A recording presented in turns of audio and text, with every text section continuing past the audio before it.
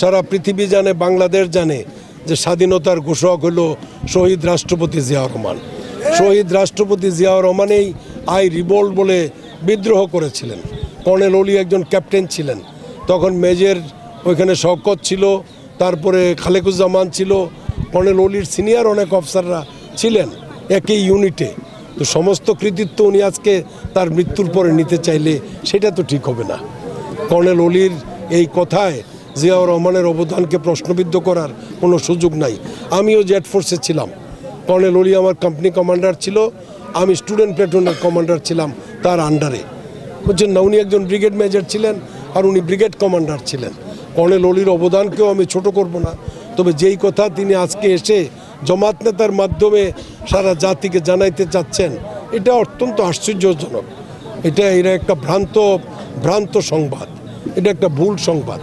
কারণ জিয়াউর